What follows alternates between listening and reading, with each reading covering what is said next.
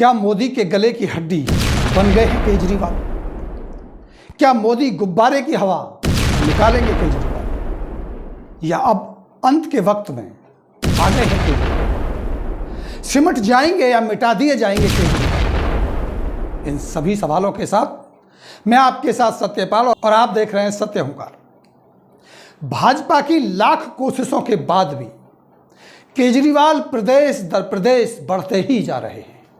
दिल्ली में जिस तरह से लगातार जनता पर पकड़ मजबूत बनाते हुए पूरे देश में दिल्ली के मॉडल के सहारे लोगों का दिल जीत रहे हैं, केजरीवाल के इस बढ़ते हुए कदमों से मोदी और शाह की जोड़ी खौफ में है। कहीं ना कहीं चाणक्य चिंतित है।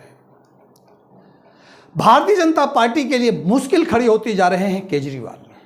उनको लगता है कि अगर इसी तरह से केजरीवाल का ग्राफ बढ़ता रहा तो निश्चित रूप से आने वाले समय में भाजपा के लिए मुश्किल पैदा कर सकता है। अब भाजपा ने यह सोच लिया है, यह ठान लिया है, और यह ठान लिया है उसने अपनी आन बान और शान की रक्षा के लिए कि अब उस ब्रह्मास्त्र को छोड़ दिया जाए जिसे भारतीय जनता पार्टी बहुत बड़ा ब्रह्मास्त्र मानती है।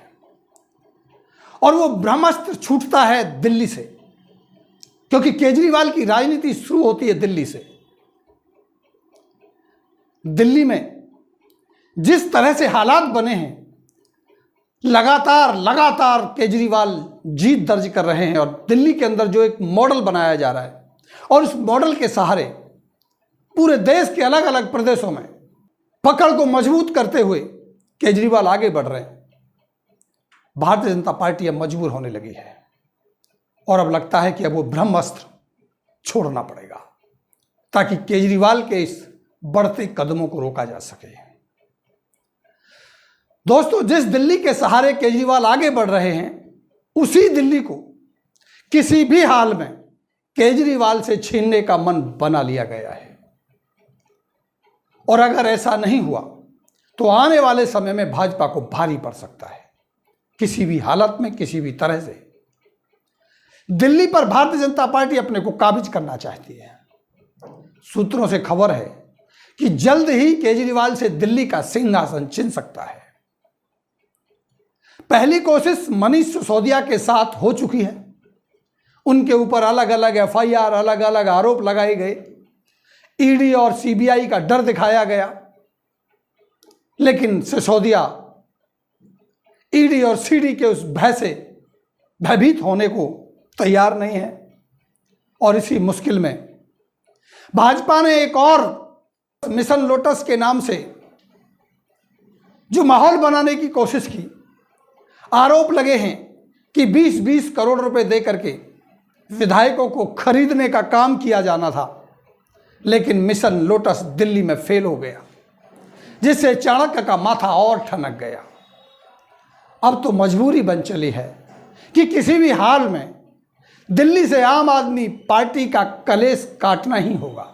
अब वो वक्त आ चुका है जब दिल्ली की विधानसभा को ही खत्म कर। जी हाँ दोस्तों, सही सुना आपने। अगर हम जीत ना सकें तो कम से कम इतना तो कर सकते हैं कि हम दिल्ली विधानसभा को ही खत्म कर दें। विश्वस्त सूत्रों से जानकारी है कि ये तैयारी लगभग हो चुकी है। बहुत जल्द विधानसभा को खत्म करने की जो प्रक्रिया है उसको लागू किया जाएगा। कहते हैं ना, बिल्ली अगर खा नहीं पाती तो गुस्से में फैला देती है। दिल्ली में भाजपा की हालत बिल्ली जैसी बनी हुई है। लाख कोशिशों के बाद भी, अध्यक्ष दर अध्यक्ष बदलने के बाद भी, रणनीतियां बदलने के बाद भी, सारी ताकत झोंक देने के बाद भी दिल्ली के ऊपर भारतीय जनता पार्टी जीत दर्ज कराने में नाकामयाब रहती है। अगर हम दिल्ली के राजनीतिक इतिहास को समझने या समझने की कोशिश करें तो ये समझ में आएगा आपको कि भारतीय जनता पार्टी ने भले ही दिल्ली में सबसे पहले शासन की शुरुआत की हो, लेकिन भारतीय जनता पार्टी का शासन दिल्ली में टिक नहीं पाया। हम आपको बता देना चाहते हैं कि दिल्ली की पहली विधानसभा का गठन 1993 में हुआ था। इससे पहले मंत्रिपरिषद हुआ करती थी, उस वक्त कुल 6 राष्ट्रीय दलों सहित 3 राज्य दल, 41 पंजीकृत यानी गैर मान्यता प्राप्त दलों और अन्य स्वतंत्र उम्मीदवारों ने 70 विधानसभाओं के लिए चुनाव लड़ा था। उस वक्त 49 सीटों के साथ भाजपा को बहुमत भी मिला और मदन लाल खुराना मुख्यमंत्री बने। 14 सीटें कांग्रेस, 4 जनता दल और 3 निर्दलीय उम्मीदवारों ने जीती थी। अगर मैं बात 1992 की करूं तो 1992 में पहला विधानसभा चुनाव हुआ। 7 मार्च 1952 में पहली बार दिल्ली में विधानसभा चुनाव हुए थे। तब 48 सीटों पर वोटिंग हुई थी। उस समय विधानसभा में दिल्ली में 48 सीटें हुआ करती थी। कांग्रेस के चौधरी ब्रह्म प्रकाश यादव मुख्यमंत्री बने थे। वो करीब करीब 3 साल इस पद पर रहते हुए उन्होंने दिल्ली की जनता की सेवा की और उनके बाद गुरमुख निहाल सिंह इस पद पर काबिज होते हुए इसको आगे बढ़ाते हैं। 1956 में दिल्ली विधानसभा को भंग करके इसे केंद्र शासित प्रदेश घोषित कर दिया गया और यही सबसे बड़ी बात है जो एक बार फिर दिल्ली विधानसभा को खत्म करवा सकती है। यह घटनाक्रम 1956 में भी हो चुका है। सरकार ने, केंद्र सरकार ने दिल्ली की विधानसभा को भंग किया था और उसके बाद से लेकर के 93 तक दिल्ली में कोई भी सरकार नहीं बनी, कोई भी विधानसभा नहीं रही और एक बार फिर हो सकता है भारतीय जनता पार्टी की जो मजबूरी है, जो उसका ब्रह्मास्त्र है, वो अब विधानसभा को खत्म करा सकती है। हालांकि राज्य पुनर्गठन अधिनियम 1956 के तहत दिल्ली को भारत के राष्ट्रपति के प्रत्यक्ष प्रशासन के तहत केंद्र शासित प्रदेश बना दिया गया। साथ ही दिल्ली विधानसभा और मंत्रिपरिषद को एक साथ समाप्त कर दिया गया। इसके बाद दिल्ली नगर निगम अधिनियम 1957 लाया गया, जिससे नगर निगम का गठन हुआ। फिर सितंबर 1966 में दिल्ली प्रशासन अधिनियम 1966 के तहत विधानसभा को दिल्ली महानगर परिषद द्वारा 56 निर्वाचित और 5 मनोनीत सदस्यों के साथ बदल दिया गया। दिल्ली के उपराज्यपाल इसके प्रमुख थे। परिषद के पास कोई विधायी शक्तियां नहीं थी, केवल दिल्ली के शासन में एक सलाहकार की भूमिका थी। इसने 1990 तक कार्य किया। दिल्ली को राष्ट्रीय राजधानी क्षेत्र घोषित किया गया।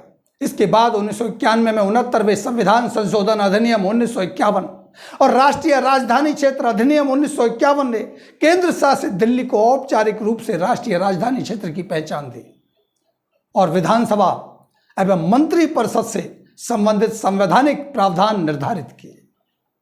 फिर 1993 में 41 साल बाद विधानसभा चुनाव हुए। इन चुनावों में 70 विधानसभा सीटों पर चुनाव हुआ। भारतीय जनता पार्टी बीजेपी ने 49 सीटों पर चुनाव जीतकर सत्ता हासिल तो कर ली, लेकिन लगातार हर साल मुख्यमंत्रियों को बदलना पड़ा और 37 साल बाद दिल्ली को मुख्यमंत्री मिला। बीजेपी के मदन लाल खुराना मुख्यमंत्री बने। लगातार 3 मुख्यमंत्री बदले, हर साल मुख्यमंत्री बदलना पड़ा। पहले साल साहब सिंह वर्मा, उसके बाद सुषमा स्वराज।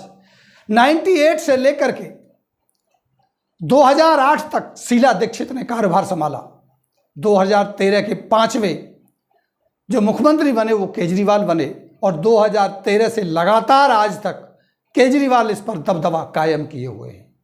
हर कोशिशों के बाद भी भारतीय जनता पार्टी की जीत सुनिश्चित नहीं होती और भारतीय जनता पार्टी ने दिल्ली के अंदर हार के डर से नगर निगम को भी एक करने का फैसला लिया, जो कांग्रेस ने कभी उनको 3 भागों में बांट दिया था।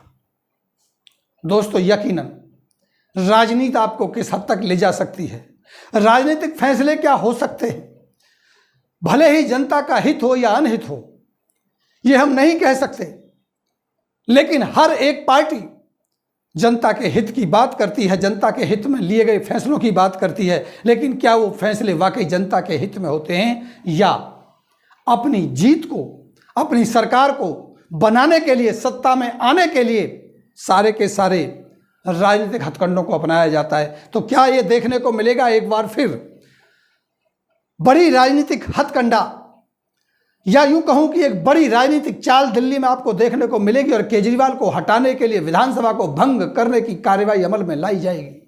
इस पर हमारी नज़र बनी हुई है। सूत्रों के हवाले से खबर है कि यह घटनाक्रम जल्दी होने वाला है। हमारी इस पर खबर बनी रहेगी, जैसे ही खबर आती है हम आपको इस अवगत कराते रहेंगे। तब तक हमें दीजिए इजाजत, हम और खबरों की पड़ताल करते हैं। आप देखते रहिए सत्य हुंकार। नमस्कार।